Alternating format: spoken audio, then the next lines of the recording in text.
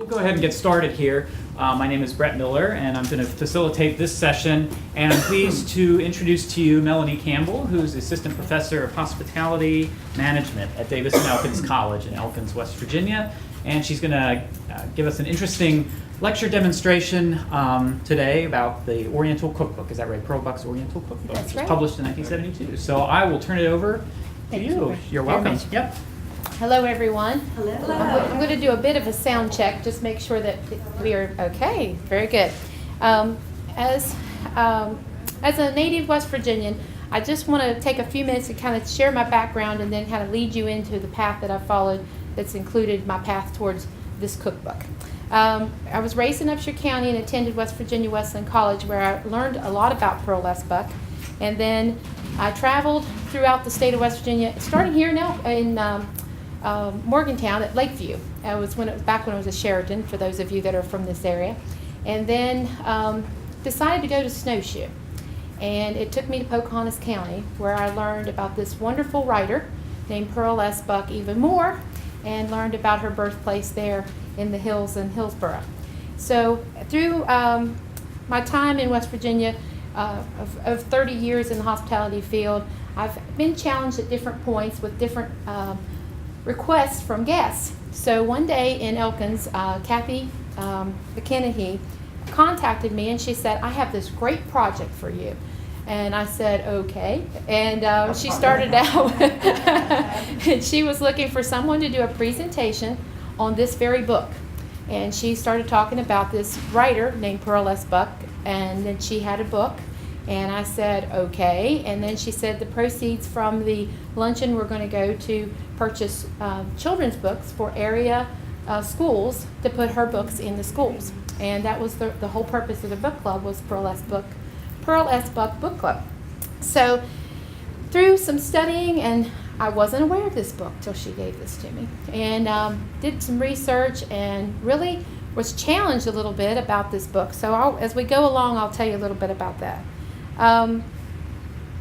As you know, she was a wonderful human being, and I think that as a woman growing up in West Virginia, she was a wonderful role model for me for the humanitarian side that she had. So I wanted to share that with you.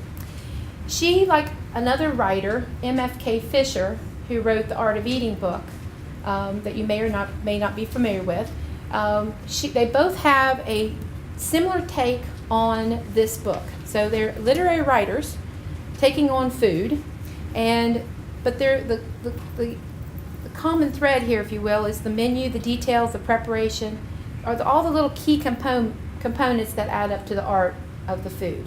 And we do culturally think about the Asian food, and M.F.K. Fisher said it as well, in all cultures. So that's the thread that I want you to keep in mind as we go through this. I'm going to give you a quote first from M.F.K. Fisher. "Now I'm going to write a book. It will be about eating and what to eat, and about people who eat. And I shall do gymnastics by trying to fall between these three fires, or by stumbling through them all." I think Pearl would agree with her, as she did as well with this book. She indicates in the introduction that she had some assistance with the book, okay? And there's some things that, as we go through, there's some room for interpretation and creativity. The first quote that I'd like to share with you from Pearl is, Next let me say bluntly that I consider Asian cookery the best in the world. This means only that I enjoy Asian dishes more than I do those of the West, and this was true even during my childhood in China, when I preferred to share the meals of our Chinese servants prepared in their own quarters rather than to eat at our own family table where we ate American food. My mother habitually worried over my small appetite, but I never enlightened her, naughty child I, that I was already well fed. If she suspected it, she never said so, and the loyal servants, always on the side of the child, never betrayed me. Before we go further, I just want to take a moment and introduce Kristen Elgrim in the back. She's going to be assisting today with the food. She's a graduate of the hospitality program at D&E College and the restaurant supervisor at Graceland Inn, where on the campus of Davis and Elkins College, and she'll be helping us as well. So to continue, for me, Pearl's focus on the Oriental cuisine is important. As was stated, it was written in 72. She appreciates the simplicity of ingredients and the time-honored traditions passed down that take the time to write them down for the general public. Now, if you think back for a moment, Julia Child did a similar thing with the French cuisine. So I wonder if that might have prompted her to do the Asian cookbook. I haven't found that out yet, but I'm trying to find out. She truly shares her appreciation for the cultures and the people who prepare the cuisine. She does leave room for interpretation, and I'll continue to say that. So today we will discover a bit of the journey Pearl writes about and some of the recipes that are included. Our journey today will include the land of Indonesia, China, Burma, India, Pakistan. Together we will experience Pearl's own writing, recipes, and finally a tasting of all discussed for a few items to enhance your dining experience. And I'm going to include the mango drink with that. So thank you for coming along on this journey. The first one is a recipe for a cold salad, and it is a gado. It is in the book. There are some things that I wasn't sure about, so that's why I say there was room for some interpretation. I did use local greens and vegetables for the salad. I wasn't sure when she said cabbage, what type of cabbage. So there's some Savoy cabbage and there's some regular cabbage. The green beans, I wasn't sure what kind of green beans, so I did the, so are you following me that there's some room if you've used the book? All right. Would you say the name of it again, ma'am? I'm sorry. Gado, G-A-D-O. It is from Indonesia, and what I'm going to prepare for you first to get us started here is a sauce. It didn't say it's a dressing, it says it's a sauce, okay? And this is in the book. And we're going to start out, everything else we have pretty much prepared for you, but I didn't want to smoke up the room too much, but did want to give you a flavor here. I know you can't see in here, but if anybody's curious and wants to come up here, you're more than welcome. We've got the chunky peanut butter in here that she requests, garlic, and I'm not really going to burn this or saute this too much. I'm just going to melt the peanut butter. I'm going to switch over here to the whisk.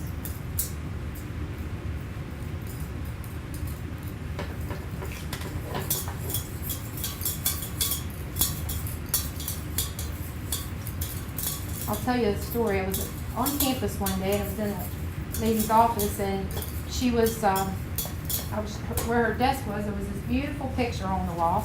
And I said, well, that's a wonderful painting of Pearl S. Buck's birthplace. And she said, I've always wondered where that house was.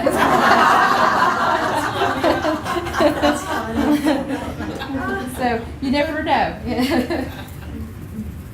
I'm going to put some sugar in. There's sugar in the peanut butter. Again, this is going to be some room for interpretation. I've got crushed red peppers, not too much, but I'm going to add some salt. Now, I did an Indian wedding. The dean of the college, his daughter got married in India, and they came to America for a reception. And one of the things that I was very fortunate to be given was the honor of preparing a dish using traditional Indian ingredients. They brought them with them, and then they also brought the groom's mother. Ben's mother came, and I was extremely intimidated with her recipes that she'd given us. But the only thing that she kept saying to me was, more salt, more salt, more salt. And I was like, no, that's not how I was taught. I'm adding the lemon peel, the crushed red peppers. Now the coconut milk's what's going in last. And keep in mind, this is a sauce, not a dressing. So we're not going to have vinegar and oil in this. And I don't want you to overdo the coconut milk too much, but at the same time, enough that's going to cover. And as I let this simmer a little bit, I'll tell you about the other ingredients. Over here, we have the sliced tomatoes, again, locally grown, green beans, cabbage, the carrots, and it said leaves of lettuce leaves, but it didn't indicate exactly how many or what type of lettuce leaves. So we used some radicchio for color. And then hard-boiled eggs. It's a cold salad, but it requires fried soy cake, and then or tofu, and then the fried potatoes. I'm just going to let this simmer. a little bit, and then we're going to put that right over top of it. Then I'll continue with the presentation just so we can let this get acquainted. A little salty, just as we want it. And I did salt the vegetables before in preparation. We'll put a little more lemon peel in it. I'm not going to put any more sugar. I think peanut butter got enough in it now. And 1 bay leaf. All right. While that continues, we're going to go on to the next quote. Now, Pearl made this statement, and I think this is interesting. She says, now we sample spoonful by spoonful until we find something in keeping with our mood and our appetite. And then food that way, in our mood, or what mood we're in at the time. It is a scrumptious meal, a striking gastronomy experience, and a feast fit for the gods. The next dish is a rice dish from Burma. Now this one, I did a little more interpreting. I started out with the basics. She had the onion, the oil, rice, coconut milk, and salt. And I wasn't too sure about what type of onion, what type of rice. The milk, the coconut milk, I understood. But I was also wasn't real full flavor. I felt like it needed a little bit more flavor to it. So let me indulge you in what I did to it. I used jasmine rice, a yellow onion, just plain vegetable oil for no added flavor there. And then, as the recipe called for, I browned everything in the skillet. But then right at the end, I put a little bit of cumin in it, just a little, and then some fresh pineapple. So that just kind of enhance it a little bit, okay? And that is prepared in the back, so when we get ready to taste, we'll have that ready for you. All right, I'm just going to let this pot will continue to cook on the bottom. Pearl says it best, and I'm using a lot of her quotes because I think she just says it so eloquently. For authenticity and pleasure, chopsticks should be used at the dining table.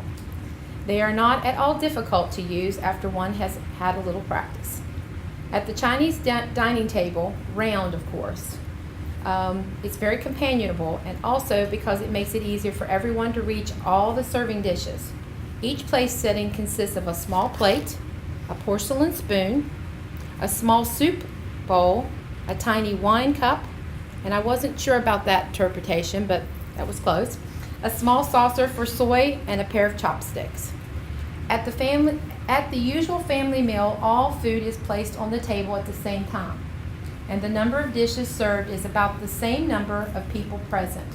For a family of 4 to 6, for instance, a meal is likely to include a meat dish or pork or beef, combined with harmonious ingredients, a seafood dish, a vegetable dish, an egg dish, rice, soup, tea, and fresh vegetables. Pearl offers this special advice, but never forget that the essence of the Chinese meal is variety and harmony.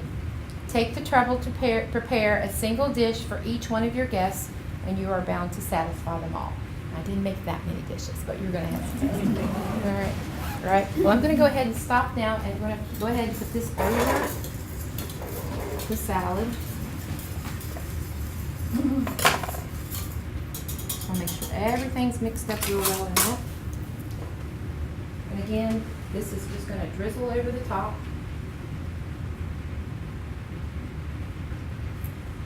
Anyone allergic to peanuts? Don't need this.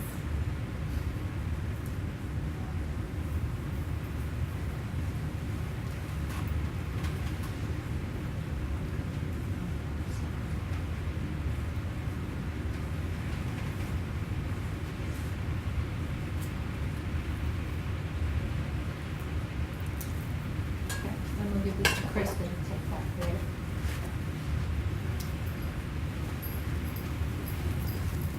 And then show everyone along the way. Okay.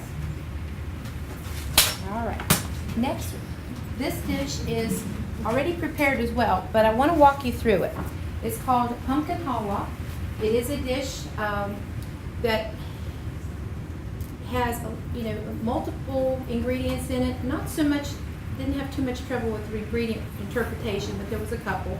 It said a pound of pumpkin, You've got milk, brown sugar, raisins. I wasn't sure which kind of raisins, so I chose golden raisins. Slivered almonds, but I didn't put them in the pudding, the pumpkin as I cooked it. I left those as more of a garnish on the top. And then shredded coconut, butter, which I didn't put in because I wasn't sure about everybody's dietary concerns and issues. And then the nutmeg and crushed cardamom. Now the crushed cardamom that I brought today is actually whole cardamom that I've crushed up and has the seeds in it, so that if you do want a little bit of that on top, please help yourself with that. This dish, I think, again, for me, I was somewhat concerned about it, and so what I did was I did some research about this dish in a traditional manner today, how folks prepare it, and there's a little bit of variation as well, and as you know, your grandmother's recipe passed to somebody else gets interpreted, so there's some of that as well. All right. To give her the quote from the Indian Pakistan, which this recipe comes from, and she does have India, Pakistan as one word. The cookery of the Indian Pakistani subcontinent is far more than the cookery of a single nationality or even a recent civilization. It is an intricate art with its roots in time-honored custom, in centuries of change, in the various nationalities of the inhabitants, in climatic conditions, in individual and national tastes, and in religion. So I hope you'll keep that in mind when you're tasting that as well. Along with that, I've prepared a chutney. Now, when I did the Indian wedding, one of the things that everything was enhanced with chutneys, and a lot of them were savory chutneys. I did this as a sweet chutney, although that I did find one ingredient in it to be very unique, a little bit different. It's got plums, apples, you can use pears or apricots, and garlic. Ginger root, garam masala, which the garam masala in this, the 5 spice, if you will, and is from Saudi Arabia. One of my students' mother gave that to me about a year ago when he graduated. Caraway seeds was optional, but I chose to put that in. And of course, salt, raisins, chili powder, and then the brown sugar and the vinegar.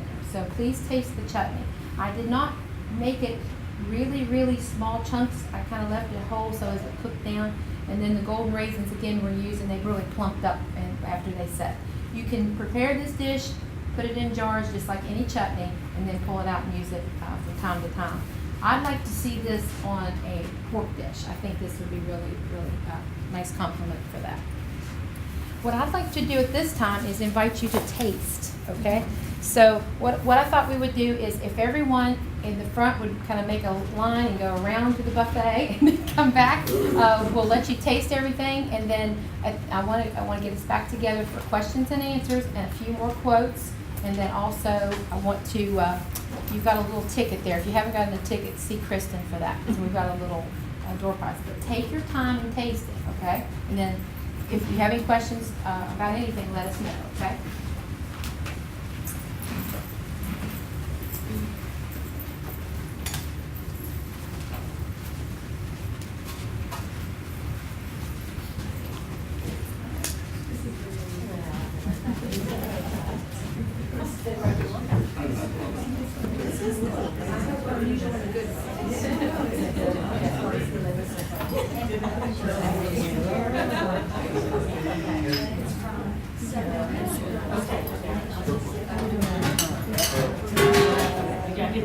That's the chutney. That's the chutney.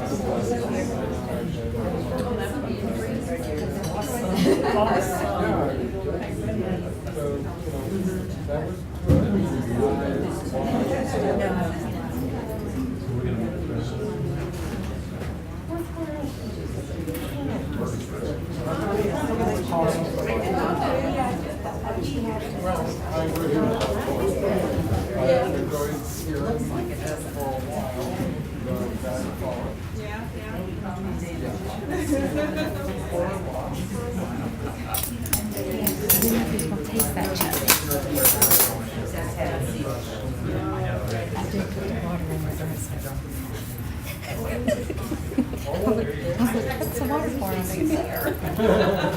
I didn't see you go slow down. I was like, oh.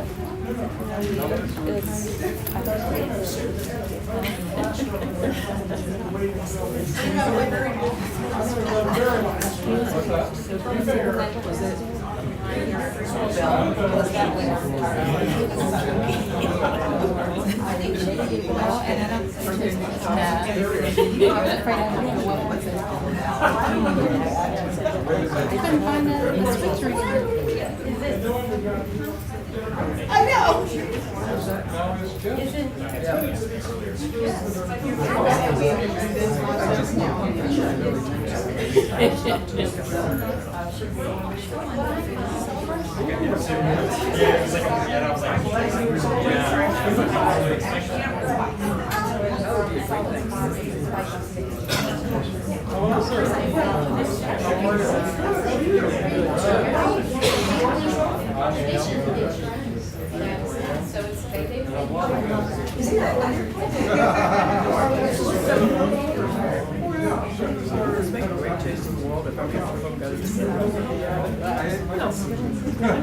Volunteer appreciation. I know, it's hard. It is. Choked on a couple of times. She kept laughing at them. Yeah, that's what I know, yeah. We do that.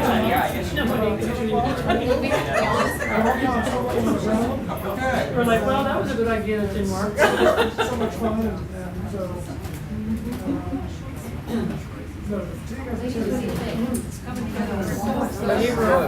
Delicious. Isn't it delicious? I love the chutney and the pumpkin bath. This would make a great Thanksgiving side dish. I know. Something different. How can we replicate it? We don't have your interpretation.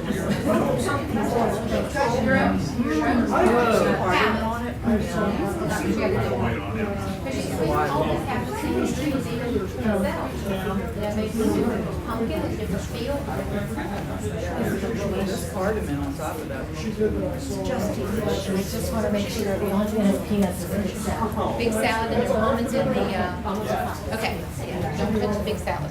I do have a plain one if you want it, without the sauce. Yes. Right back,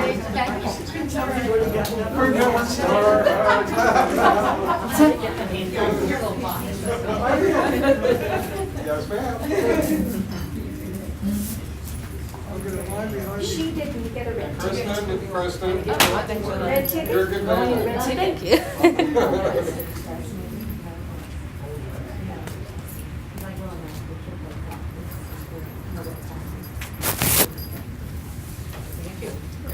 I think we have to do.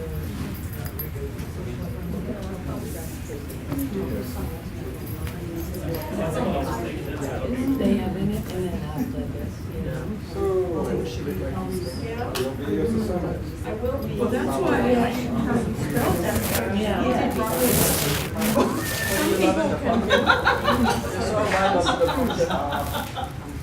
And I love the chutney. I gotta tell you, This is honestly, it's just rich in flavor. It really is. Yeah, actually, it looks like a decent agenda, so.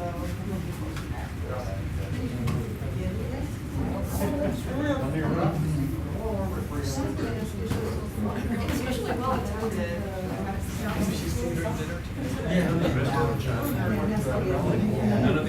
I sold it.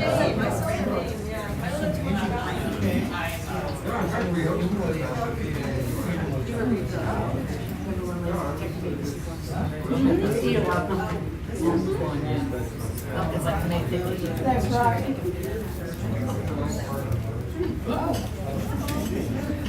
Ambiance? Oh my God.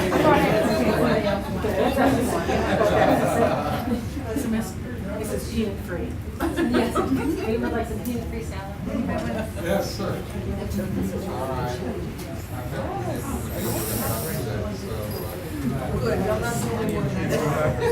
Now, are you ladies involved with the Forest Festival? Yes, we participate and help support the Forest Festival every year. We do the distinguished guest dinner and all the catering. Oh, okay, I will be there. Somebody else wants to like, that was way. I just got it. My granddaughter is a princess. Lauren? I will be there for the most. Very nice. Now, she is also a dean of college student. No, she's at Marshall. Marshall, okay. And then we had one more that was from the college. The one that's the college student there that is near and dear to me, she was in the festival last year, is Elise Pardo. You know Elise? Yes. Oh, okay, very good. And I was Quite well. Especially the queen. so then I I had a former student, I had two queens who were former students of mine, but that was a good while ago. And we were there for everything. Now, which queens were those? Mindy Cookman, she was the singing queen. Whenever she made her visits to the school, she sang and was a real hit. And Jody Landis. We did a, one thing that they had a display in the museum of all the bands. Jody's Schedule was the universe. It was incredible. In fact, I told her that she needed to have a mural of the Cape because it was absolutely beautiful. Now Mindy's, I don't recall, I mean, it too was beautiful, of course they all are. But I don't remember the pattern of it as much. Sometimes stand out in your memory better than others. Email us back.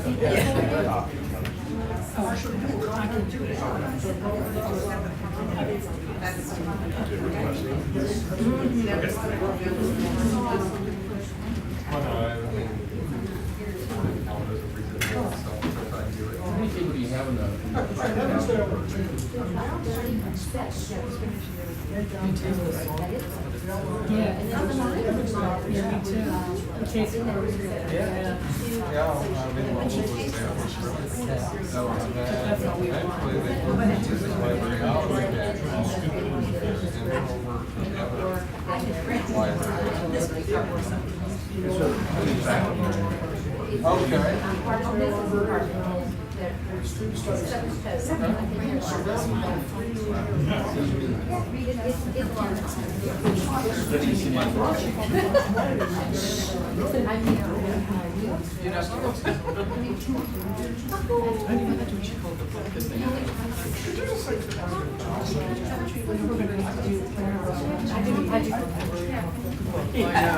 Dresses up for George Thomas.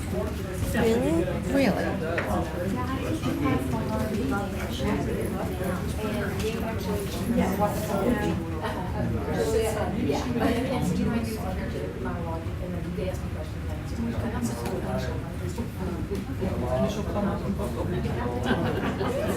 That's even better.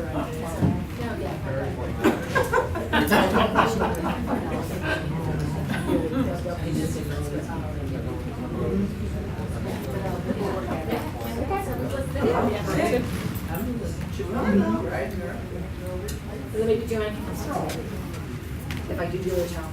Yes, yes, yes. You let me know and I'll be there.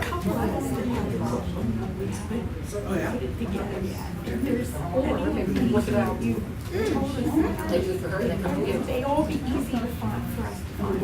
I'll go through that in the question and answer, and I'll just think that's the first question, and show you pages. Oh, great. That's the best. That's the best. Now, that's a lot of time for question and answer. Well, eating first, and then. Oh my God, it's so good. Well, like I said, with it's just a little bit of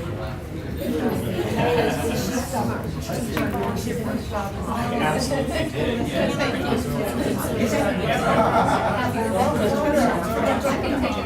Oh, it does? She said, that's good too.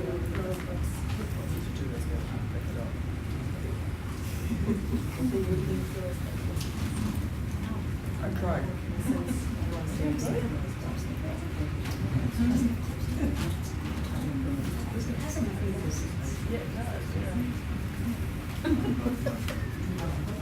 never saw me with the child.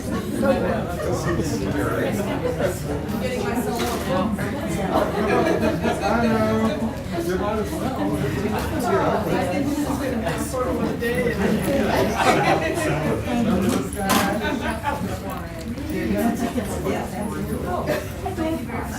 Are you done? I should ask you.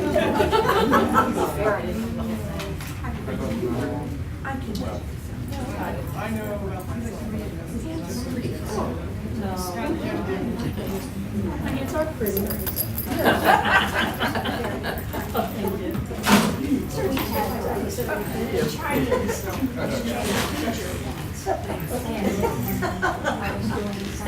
Yesterday we did just about fine. She's two.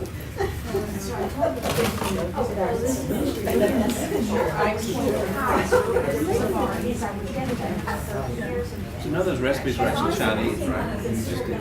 No, the Indonesian? Indonesia. Yeah, her book's got a wide range of Asian cookery. Yeah, that's what I'm saying. I'll count on you writing down. Give him another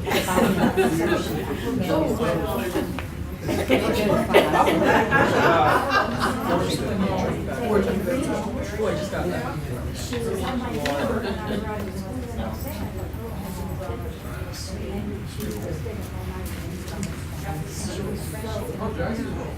What is in the drink that you made? Okay, the drink is a mango concentrate, and then a little bit of sugar, and then Sprite. Oh, it is Sprite. Okay. Well, we just felt like it needed a little more. But that's Refresh your palate. very good. After all those flavors.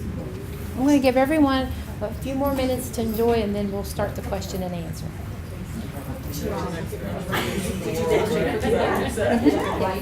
Just the salt. I couldn't decide which one to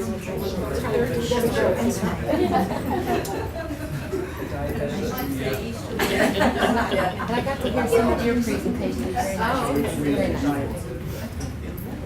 I was kind of working on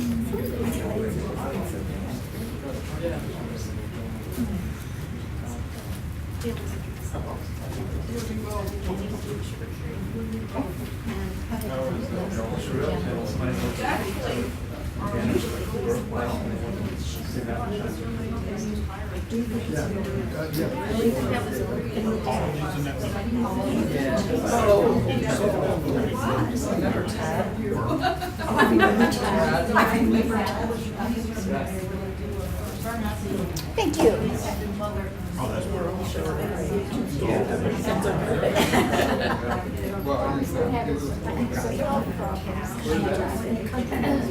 So far, the tests are all very good. They had me MRI, they dressed, that was the message. Everything was clear. Then he asked. That was good news. And everybody can hear. He's not crazy, but it's what's a great gift to your steak sandwich?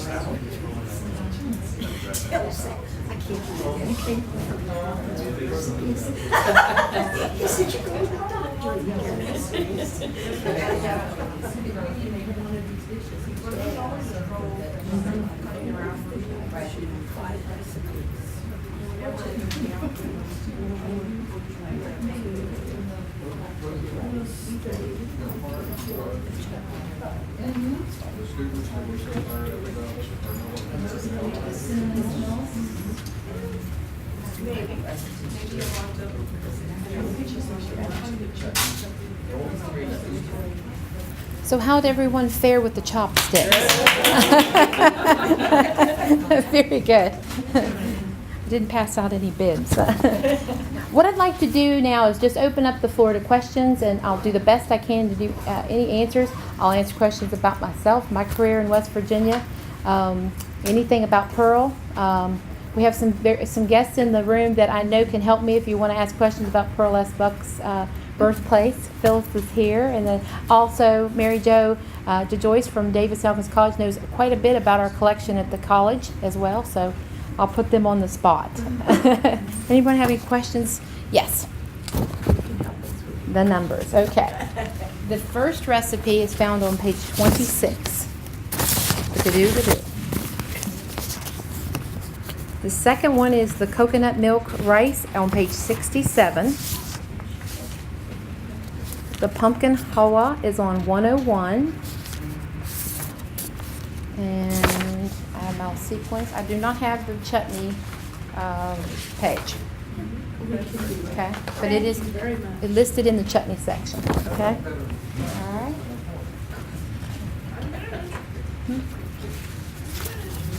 Okay.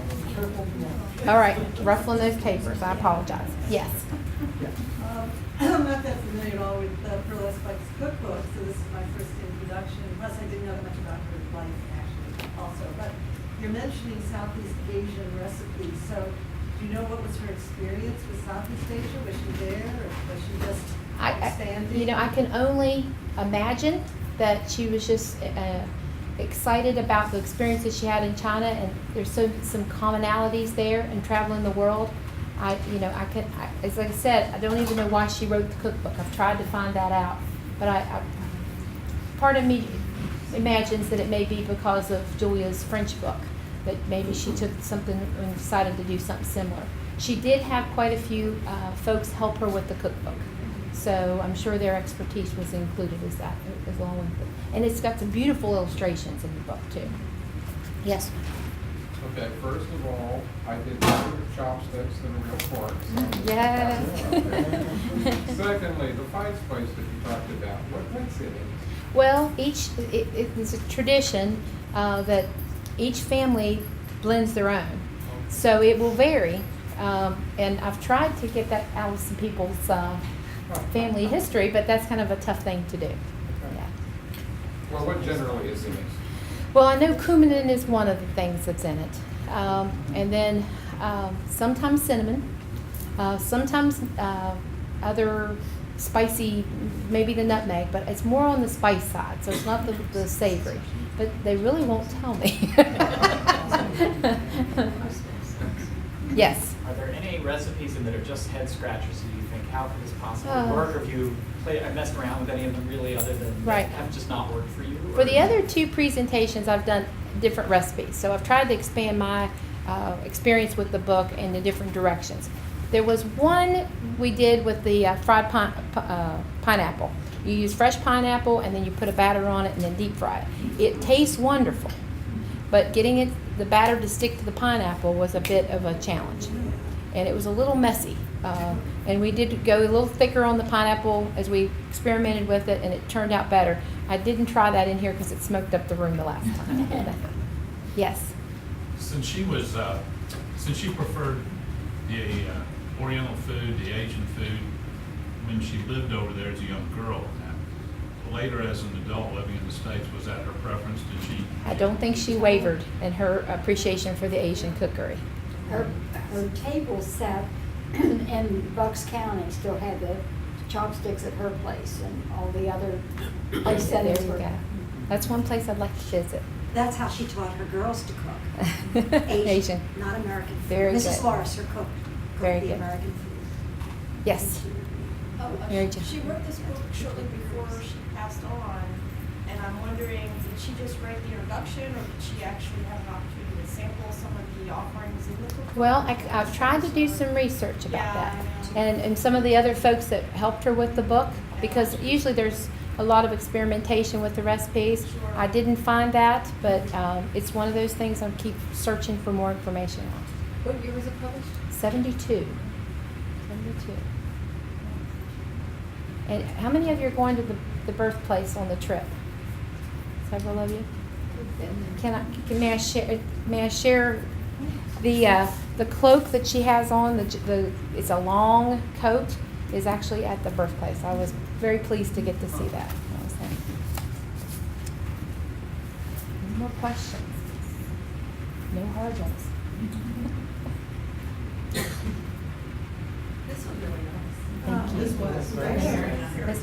This is such an honor for me. I tell you what, I would when this came out, I was like, I wonder if I could go and do that presentation. But truly, it is. Pearl means so much to everyone I know, but she really is a gem from West Virginia, so I hold her dear right in here. So it's really nice for you to have us come down today. No more questions? Well, let me do a little bit more quotes from Pearl, and then we're going to do a door prize here. She says, "Let us proceed to the matter in hand, which is to share with Asia her finest foods. The Asian people have a long history, many thousands of years, and perhaps it takes that long to develop the finest taste in cookery." So she definitely loved the cuisine. But it would take many books to describe Asian cookery. Asians enjoy eating. Asians value food not only as a necessity, but as a pleasure and as a means of communication, as well as an artistic occupation. Ceremony has its part in every important Asian meal. Each dish is discussed, criticized, and praised. The chef is called in and receives either praise or blame, and perhaps some of both. To this matter, to this neither host nor chef can object, for a perfectly cooked dish is a work of art, and an artist desires no consideration of his feelings. His only concern is the perfection of the art. All right. And Kristen is going to do the honor. What we did today was we put together a little door prize for one lucky person in the room. And you're going to get a copy of the cookbook and some other goodies from the birthplace, including the stamp. I also have in here one of the cookbooks that I'm in, Top Chefs in West Virginia, and some barbecue sauce and some vinaigrette that I make as well, and a box of tea. We didn't do the tea today, so I just wish all of you the best with this next one. Kristen's she's going to choose. Now, go ahead. Okay. 766875. Is it you? Is this right? Sorry.